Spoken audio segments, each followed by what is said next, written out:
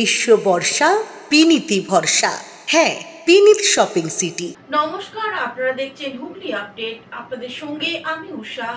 আসছে খবরে, আগ্নেয়াস্ত্র সহ এক ব্যক্তিকে আটক করলো চণ্ডীতলা থানার পুলিশ।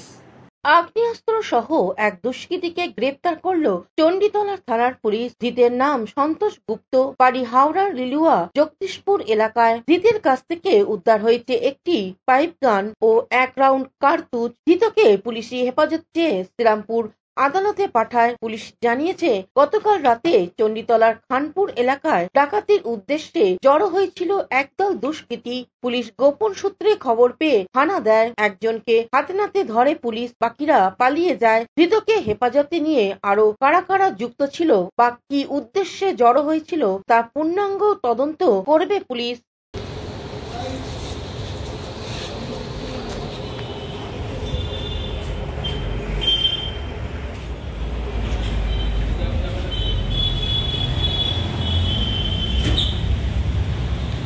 হুগলি থেকে পানুপালের সঙ্গে চন্দনা দত্তের রিপোর্ট, হুগলি আপডেট। কালী পুজোর আগে বিপুল পরিমাণে শব্দবাজি উদ্ধার করলো হরিপাল থানার পুলিশ। বেআইনি শব্দবাজির বিরুদ্ধে অভিযান চালিয়ে হরিপাল মালপাড়া থেকে 515 কেজি নিষিদ্ধ বাজি আটক করে হরিপাল থানার পুলিশ। 4 জনকে গ্রেফতার করে। গোপন সূত্রে খবর পেয়ে পুলিশ অভিযান চালায়। হুগলি গ্রামীণ পুলিশের তারকেশ্বর সিআই প্রশান্ত চট্টোপাধ্যায় এ বিষয়ে কি জানাচ্ছেন শুনবো। সেটা হচ্ছে আজকে হরিপাল থানায় বড়বাবু, মেজবাবু এবং অন্যান্য অফিসার ফোর্স মিলে একটা সোর্স ইনফরমেশনের ভিত্তিতে এখানে মালপাড়া আছে, ওই মালপাড়ায় তীর্থবাসী যে গার্লস হাই স্কুল আছে তার পাশে, সেখানে সন্ধ্যের দিকে রেড করা হয় এবং রেড করে বিপুল পরিমাণে অবৈধ শব্দবাজি সেটা বাজেয়াপ্ত করা হয় এবং এই সঙ্গে এই ব্যবসার সঙ্গে জড়িত, অবৈধ ব্যবসার সঙ্গে জড়িত 4 জনকে হরিপাল থানায় গ্রেপ্তার করেছে। সেই 4 জনের নাম হচ্ছে দীপঙ্কর বাস্কে, অরূপ দাস, বাবলু বাউরি এবং মতি বাউরি। তো এই যে ফেস্টিভ সিজন আছে, এই ফেস্টিভ সিজনে যেমন এই শব্দ দূষণের জন্য থানাতে বিভিন্ন অন্যান্য অনেক জায়গা থেকেই থানার কাছে কমপ্লেন আসে এবং পলিউশন কন্ট্রোল বোর্ডের অর্ডারও আছে যে গ্রিন ক্র্যাকার্সগুলো যেগুলো লিগাল সেগুলোই আমরা ব্যবহার। হুগলি তারকেশ্বর থেকে চন্দনা দত্তের রিপোর্ট, হুগলি আপডেট। বন্যা দুর্গতদের ত্রাণ বিলির জন্য এবারে চন্দ্রনগরে ত্রাণ সংগ্রহে নামলেন সাংসদ সৌমেন্দ্র অধিকারী। উত্তরবঙ্গ বন্যায় ভাসে বহু মানুষের ক্ষতি হয়েছে।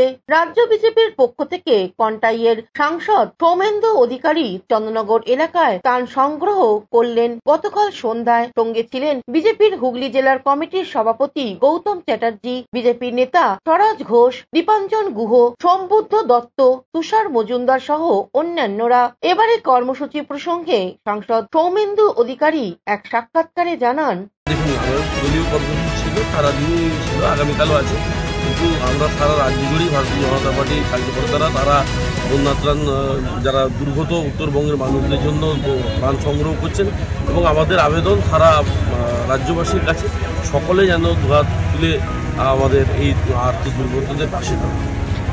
হুগলি থেকে চন্দনা দত্তের সঙ্গে অভিষেক গুপ্তার রিপোর্ট, হুগলি আপডেট। এখন নিয়ে নেব বিজ্ঞাপন বিরতি। বিরতির পর ফিরে আসছে খবরে।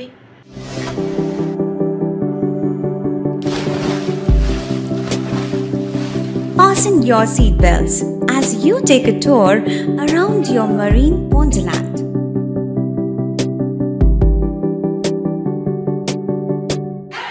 Spend a day at Aqua Marina and enjoy an array of water slides that give you butterflies in your tummy.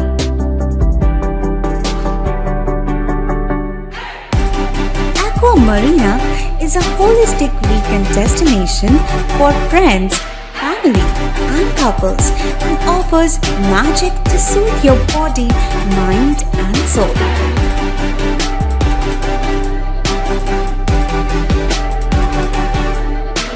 Aqua Marina, your customized magician. Welcome aboard and see the magic unfold. শীত গ্রীষ্ম বর্ষা পিনিতি ভরসা। হ্যাঁ, পিনিত shopping city. যে কোনো মরশুমের readymade জামা কাপড় পাওয়া যায় একই ছাদের তলায়। ছোট থেকে বড়, পুরুষ, মহিলা ও শিশুদের একমাত্র নির্ভরযোগ্য প্রতিষ্ঠান। শীতকালীন যে কোনো শাড়ি, জিন্স, টপ, কুর্তি, চুড়িদার, পাঞ্জাবি মানেই পিনিত শপিং সিটি। আখন বাজার, Chuchura, Hooghly. Amala nursing home. Enjoy a weekend at Vedam, the paradise of peace. A home away from home.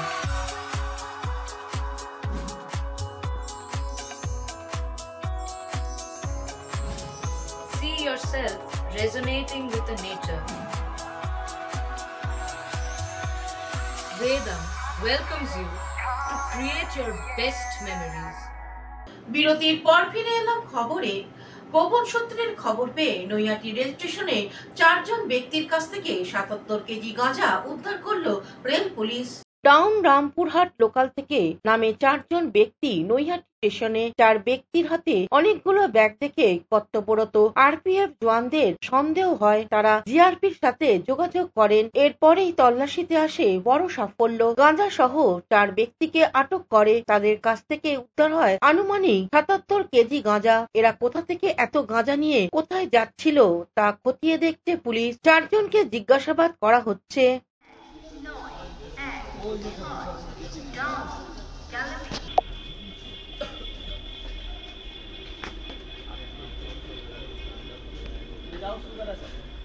Debapriya সরকারের রিপোর্ট, হুগলি আপডেট।